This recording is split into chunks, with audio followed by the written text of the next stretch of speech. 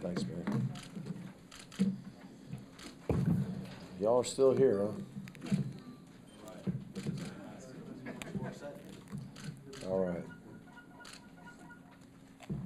Well, I don't know where to start other than saying how thankful I am and honored I am to be a part of something like that, be a part of a program that where everybody just rallied and everybody did their part.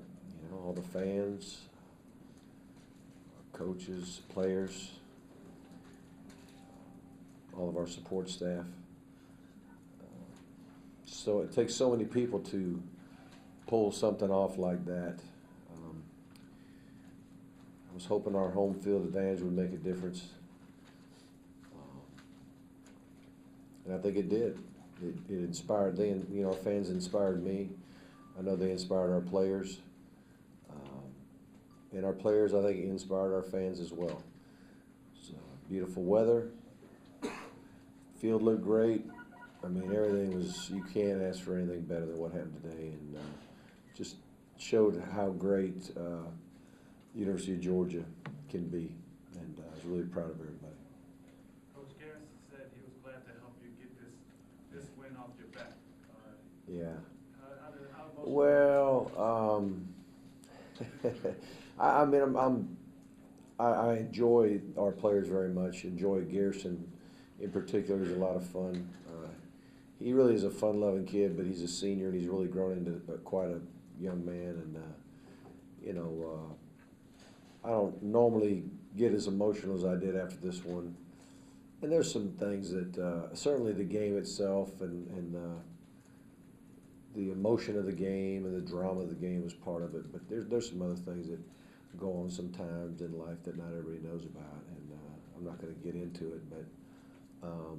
But they lifted me up. I told them that at the end of the game in the locker room that they lifted me up, and I needed it, and I was just really thankful for that. Despite 85 points, Mark, over 900 yards of offense, it all came down to defense having to make a stop there. One more stop, one last stop, and and our defense did it. I thought on whatever it was, 3rd and 22 or whatever it was, that it might even be longer than that. The one where Mettenberger shot one in there, and they ended up scoring at the end of that drive, and then we go score again, and minute 42 and one timeout is an eternity with a team that can throw and catch like they can. And so it was just great to. I think did we get a sack on that first down? Was that Leonard Floyd? It was huge. Forced a timeout, and was the difference. Coach, talk about your quarterback. A month ago, it seemed like he was the guy that couldn't win the big one. Yeah. Now he's won a couple of big ones, and he led the team on game winning drive. Well, he did. He, Aaron certainly deserves a lot of credit. He's a very good player. He's a great kid. He came back to play a game like this and hopefully win a game like this. And certainly played great in the South Carolina game. I thought he played good in the Clemson game too, but that was a big game too. We just didn't win it. But it takes, I've always said that it's a team game. And when everybody wanted to give him a bunch of grief about not winning big games, it wasn't him winning and losing games. It was Georgia. He was a part of it. And so now when we've won these 2 big games, I'm not going to put it all on Aaron, as he's the only guy that did something to help us win. But he certainly played beautifully. He played clutch. And we all know that the quarterback has got to play well in a game like this to have a chance. So I'm not trying to demean anything from his performance, because it was phenomenal in my opinion. It was gutsy. It was tremendous, and I'm so proud of him. But it's a team game still. I'm going to keep my comment on that. Coach, did you have a chance to meet up with Zach after the game? Briefly, got a chance to give him a hug, and I just told him the same thing I told Murray. I'm really proud of you. I told them both they're great players. Really proud of how you played today. You couldn't have asked either one of those guys to play any better than they played. It was amazing how good they did, and I mean there's some proud father type feeling towards both of them. I mean we recruited them both. We signed them both. We thought they both were going to be special players, as fate would have it, they both got to play against each other between the hedges in a phenomenal shootout where they both played their tails off. It was pretty impressive. Coach, the game-winning drive, you go 6 plays and only one of them is even second down. Do you think that the Alabama experience last year has helped you grow from that? Well, possibly. I think the biggest thing was just how well our line was blocking. I mean, from the very beginning, we ran the ball well, we pass protected well, we didn't give up a sack. I think we had 2 very short tackles for loss against us. But Murray had time. Murray could operate. If you give a quarterback like him time to drop back and scope it out and make those throws, we're going to have success. And we certainly ran the ball well too. So I thought the biggest key to the game was how our offensive line and our defensive line. And I think we had 7 tackles for loss and 4 sacks. And I thought the linemen really were the difference in the game. I mean, quarterbacks certainly did their part, but if they can't throw the ball when they're flat on their back, And I just thought our big men came to play today. Mark, what about outside after? Go ahead. What about the special team play? Yeah. You were concerned about that. Oh, I was concerned about it. I mean, every time we kicked off, I was holding my breath, and I'm sure the fans were too. We're trying to knock it out. We're just not.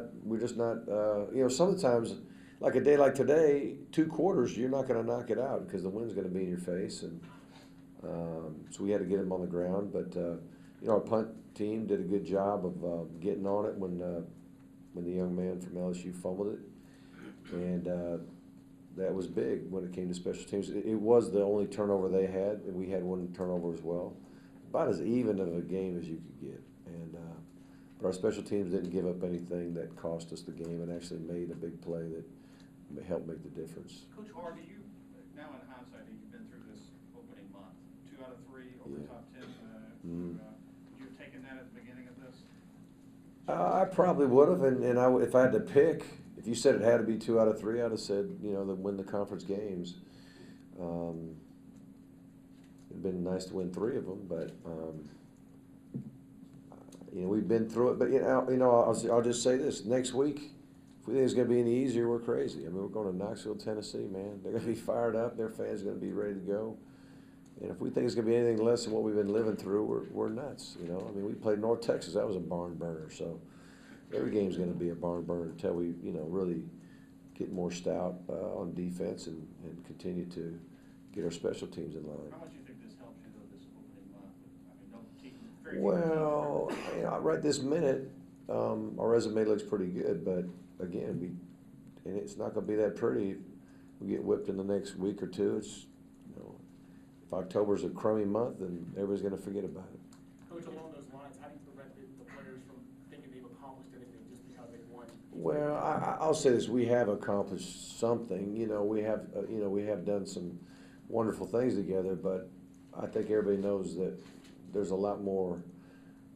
We could get a lot better. There's a lot of improvement that we need to make, and I don't think we sit there and look in the mirror and say, beat our chest and say, man, we're invincible. We're not. We're very vulnerable to getting whipped if we don't just put it all together. So hopefully they're used to playing in these kind of games that will help them prepare not only throughout the week, but in the middle of that game they can have that right mindset to play the way we did today. Mark, how's Todd, and what's it like to have Marshall to Yeah, Todd, I know he sprained his ankle. He's out. I don't know how long. But yeah, Keith came in, played really good. And the other backs came in, did well, Green and Brendan Douglas. Just, I think those guys are pretty capable. Have no idea on an ankle like that, if Todd will play next week or not. So those other boys will get some more reps, I'm sure, in practice. Coach, Yeah, what did you let's say to go to our Aaron marquee after SEC that games game? this When year. he was going into that game-winning drive, what did you say to Aaron? I didn't say anything to him. Coach Bubble was talking to him, and inspiration's good, but a good scheme and knowing what you're going to do and being focused on the plan is more important than me to give him some kind of a rah-rah speech.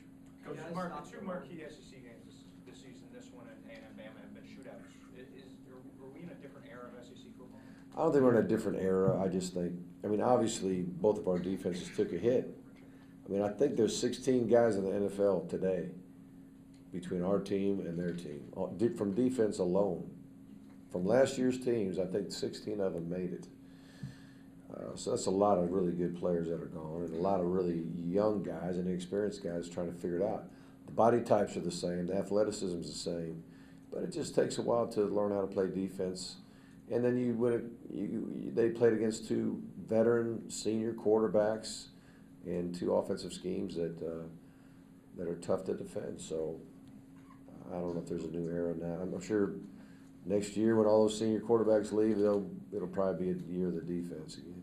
Coach, while your defense has gotten pushed around, made a big goal line stand against South Carolina, and the thing at the end, how important was it to have that opportunity today to make that stop? Well, you know, I've talked about the moment of truth a lot. You've got to make the play at the moment of truth. You've got to make a play when it means the most. And we've been able to do that defensively. Sometimes all you need is just one stop to win the game. And we got the stop against South Carolina. We got this stop at the end of the game when it looked like no one was going to stop anybody. And, got the big sack by Leonard, but everybody played well. That last drive, I think we tipped, was it the last drive we tipped a ball or two? I can't remember. Ray got one too. That's what it is. It's like, how it's a game of inches, really. Guy bats a ball down just with the fingertip. Guy could have been wide open behind it. I didn't see it, but it was great to see him make the play when we needed it the most. Coach, along those lines, the 3rd and 9, the 3rd and 10, the 3rd and 22 in the second half. Yeah. Anything in common with those plays to you? Did they get first downs every time? They did. They did. Well, that was one thing in common. They converted. Either from the defensive scheme or. Did you see the throws? Did you see the throws? He made some really nice throws. Were they pretty amazing? I thought they were pretty amazing throws. Good throws. Yeah, I think that was part of it. Just a guy who could really thread it. Zip it in there. It was impressive. Certainly, they had the right answers as far as scheme was concerned, and we didn't get to the quarterback. I think we got to do a better job of knocking guys off their routes. We can't. If we're going to play certain looks where we're going to drop 8, the underneath coverage has got to disrupt the route. You can't let a guy just run free down the middle and let a guy have that kind of timing and zip it like that. As a coach, I'm curious how you teach that. I'm sorry, who's You that? mentioned this week that LSU was a team that likes to maul you, but Yeah. you won with 77. I was very surprised. I was pleasantly surprised how we handled the run. I watched those guys run their offensive scheme for years and watch them this year, watch them pound people. And, I didn't think they were going to just pound us, but I thought we held up against the run really pretty good. Very few big running plays. I don't know what the longest rush was, but we kind of held it in check. But Mettenberg was so good, it didn't really matter. You know what I'm saying? They were throwing and catching so good. And the stars came out. The stars came. Who are their star guys? Landry and Beckham? 10 catches for 156 and 6 catches for 118. They were their guys. The guys that were going to make plays have been making plays all year. They kept making plays. So they needed those guys to step up, and they did. But I was really proud of how we played against the run today. As a coach, how were you able to teach the sort of poise that Aaron and the rest of your offense showed? Well, I don't know if you teach it. Guys show poise when people consider guys having poise when they execute under pressure. And so what you try to do is you just teach them what they're supposed to do, how they're supposed to do it. And when you have enough reps at it and your offensive line blocks like that, your quarterback has a lot more poise when he's got time to throw it. Marshall Morgan had a big night, didn't he, Mark? He did. Marshall kicked beautifully. Had a lot of faith that he could kick that long one. He told me in pre-game that he kicked a 65-yarder with the wind. There wasn't a hold in a snap, but we have those little contraptions that'll hold the ball, and it was off the ground. He said he kicked it 65 yards, so I knew that 55-yarder was well within his range with the wind blowing like it was.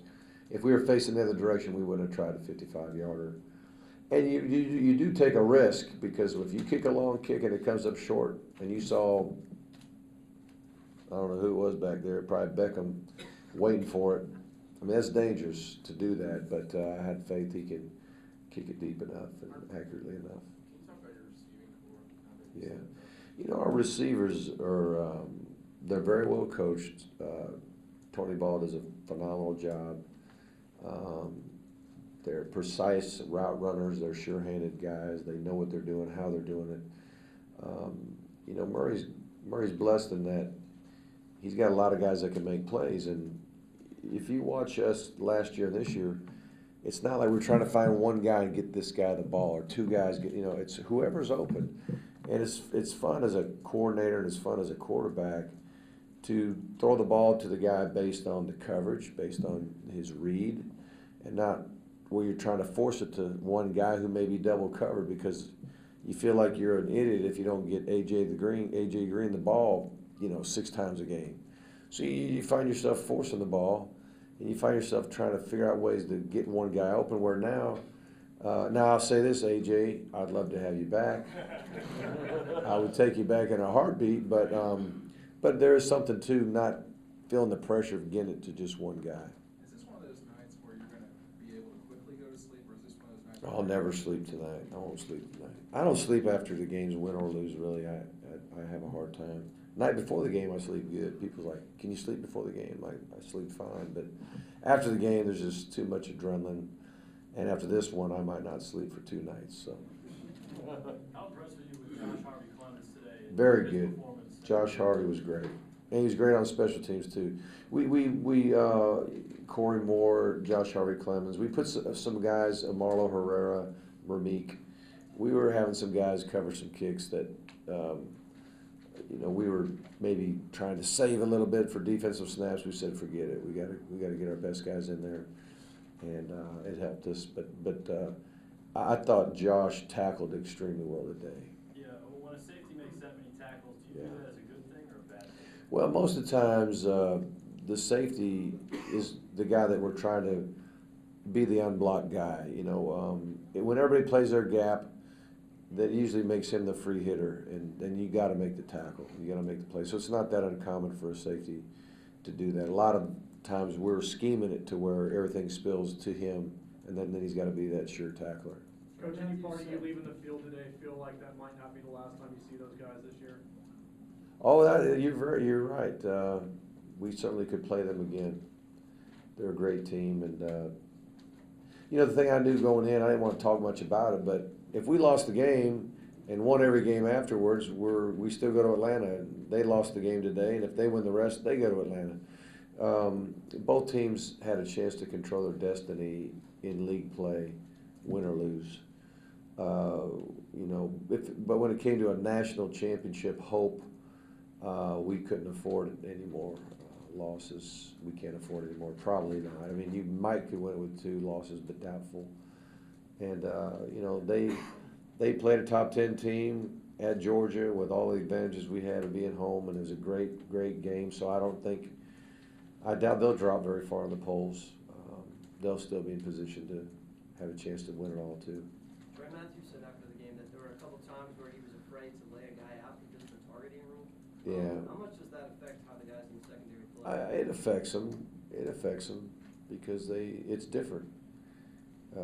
Different than what they're used to their whole careers. You know, they're used to just flying around and hitting with a lot of energy, and now they're being a little more cautious about how they're going about it, and kind of relearning how to do it. But we talk about it a lot. We don't want anybody hurt, obviously, and we don't want anybody to be thrown out of the game either. So it's a little bit different. Mark, Last question. How much of an impact have the big guys, Mays and Taylor, made the last 2 weeks in your run defense? I'll tell you what, you know, from what I saw, Mays played a really good game. Taylor got more snaps, but the interior defensive line and the offensive line, I thought they were very impressive. I do believe they were the difference in the game. Thanks.